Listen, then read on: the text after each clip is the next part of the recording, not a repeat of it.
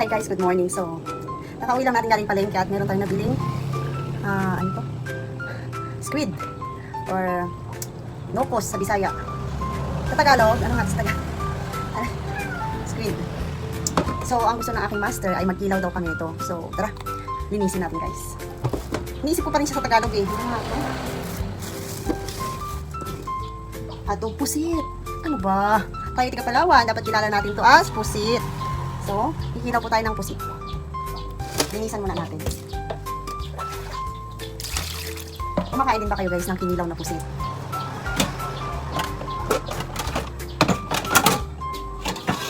Naku, masarap po.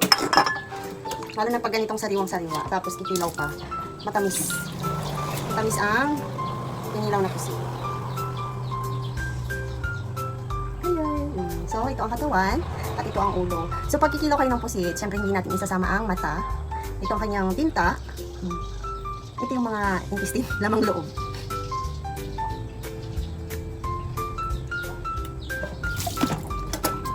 Hiwain natin.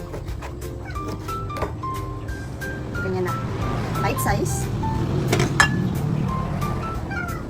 Hindi mo naman ito kikilawin lahat kasi gusto niya adobuhin ko yung the rest. So, itong tinta, isasama natin sa adobo, kaya tatanggalin natin at i-set aside natin. Set aside natin.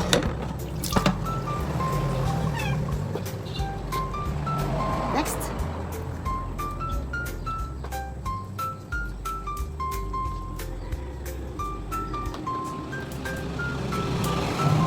So, madulas. Ayan, ayan. So, isa ko muna guys ha, balikan ko kayo later. Bye for now!